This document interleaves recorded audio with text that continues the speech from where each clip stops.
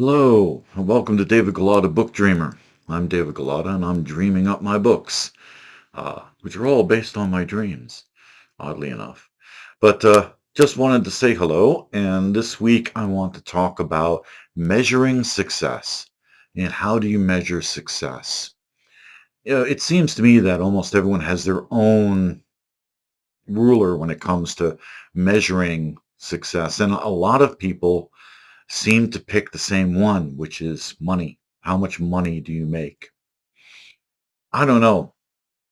I mean, I have met people who make a lot of money who are not particularly successful at anything other than making money.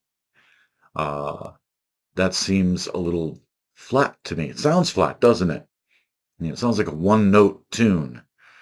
And it's based on the idea that the more money you make, the more successful you are. Now, I'm talking from the point of view of the arts. As an artist and an author, my measure is a little bit different. Now, I've had success as an artist. I got into the galleries. I was in New York City. Um, I was in my regional galleries. I was in special events. I was at the Hoyt Institute, and I sold paintings for a good amount of cash, you know. And yet,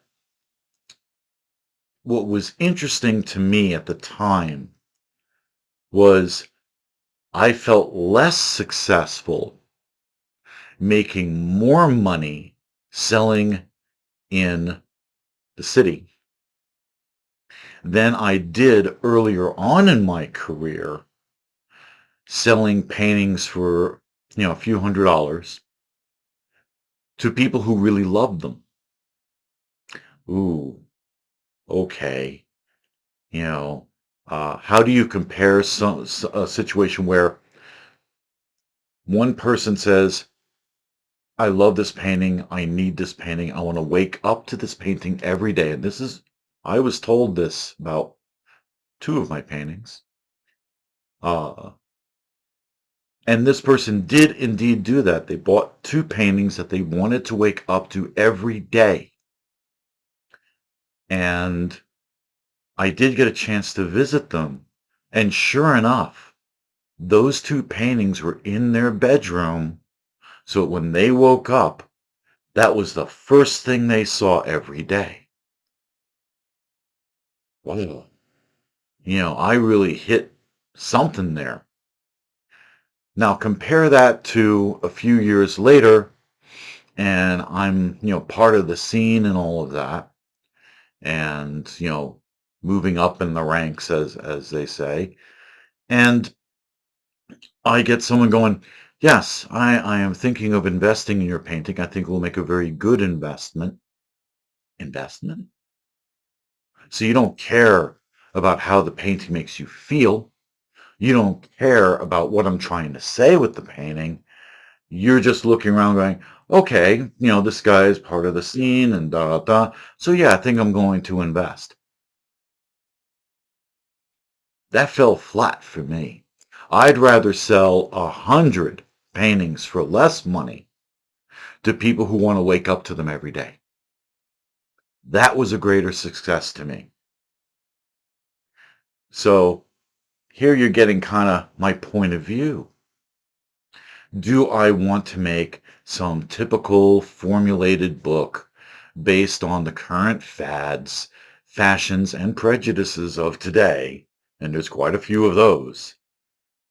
And make some, I don't know, feel good, bland, typical book that ends up being on the bestseller list. And I've looked at the bestseller lists and I'm not impressed.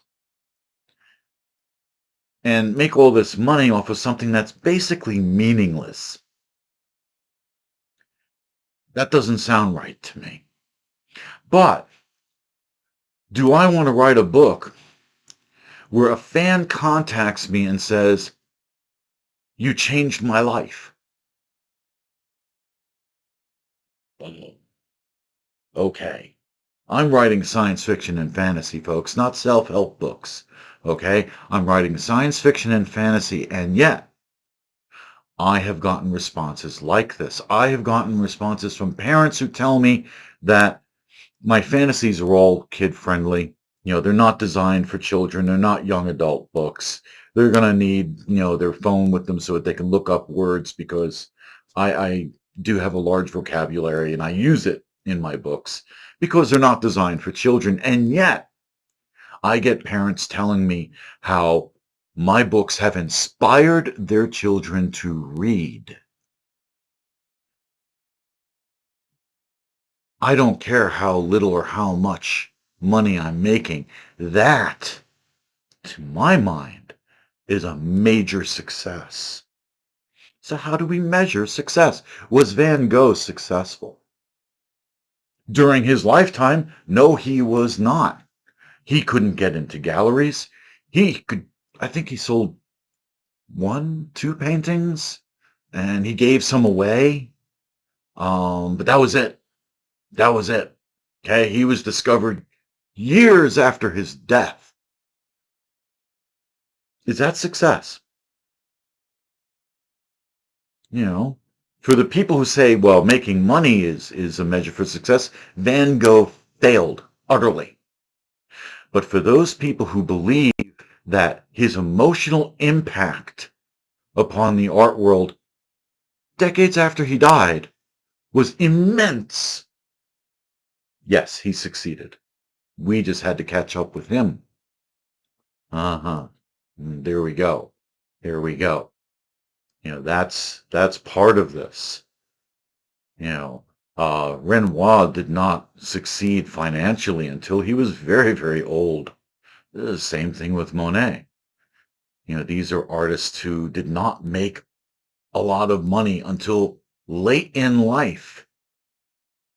And their names were not household words until much later. So, what is success? How do you derive from your experiences what was successful and what was not? The long and the short of it is, it's really up to you. Don't worry about what society tells you is successful or not. Otherwise, every politician on the planet is successful. Yeah. Excuse me, but I find that to be a disgusting concept. If you want to talk about money, well, then the only successful people on the planet are the billionaires. Really? Really? I don't think so. I don't think so. I think history is going to be very cruel to a lot of these people. There might be one or two that history's like, yeah, they were all right. But I think history and in general is not going to be kindly to the people that we look up to because they make so much money or they have so much quote unquote power. Power is a fleeting thing. It's very transient. And all it does is swell the ego. I think our egos are large enough. Thank you very much. We become a society of narcissists. I mean, look at this. I'm doing YouTube pages. You know, everyone's got their face on social media now.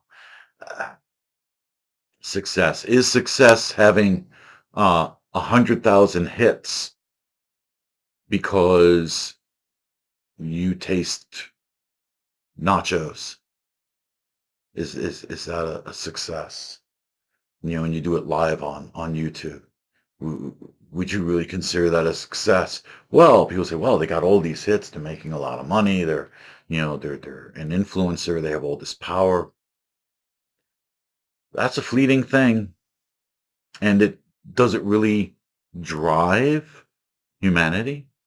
Does it really have a long-term effect? You look at musicians, and most of the musicians that we have come to know and love were not successful during their time, and many of them that were successful wish they hadn't made all the money. Can we say Lemmy for a minute? Who actually approached Dave Brock. He was part of Hawkwind before Motorhead, and he told Dave Brock, You were right. I shouldn't have signed that contract. So much for the big money.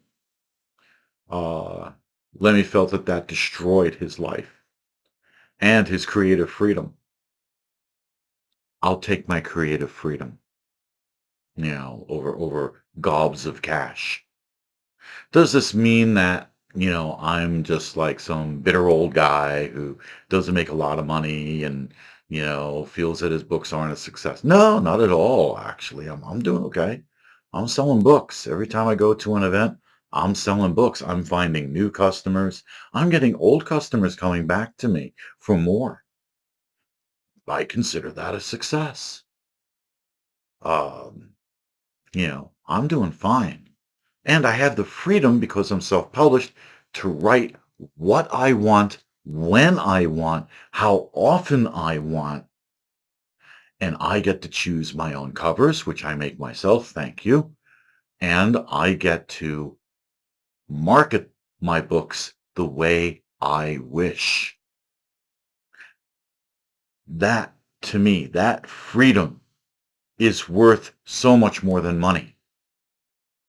And I am able to reach people that a lot of the current publishers can't get a grasp on. In fact, I think a lot of the publishers no longer understand their audience. Same can be said about Hollywood. They're spending billions of dollars, hundreds of billions of dollars on films that flop. That's not success. That is not success. They are also changing things to fit a transient fashion. Fashion really is the glitzy yet poor cousin to art. And I know I just insulted every fashion designer out there. Sorry, you're not Da Vinci, you're not Michelangelo, you know. you, you're not O'Keeffe, you're not Klee, okay? You're not Dali, you're not Warhol. Um, these are people who changed how we perceive the world, changed how we look at art. Uh, I don't think Hollywood's done that in a very long time, because I think they have forgotten that movies are an art. So that's where grasping for dollars and power helps you to fail as opposed to helping you to succeed. So I would advise, don't go for money. Make sure that you make enough money to survive. Make sure that you make enough money so that you can continue your work. Okay? Need, not greed. Need. But in the meantime, keep your focus on what the real successes are. Are you reaching anyone? Are you touching their hearts? Are you dazzling their minds? Are you making their ears spin with delight? Are you making their eyes not want to look away at the beauty you have created? To me, that is more successful than any number of dollars that you can have.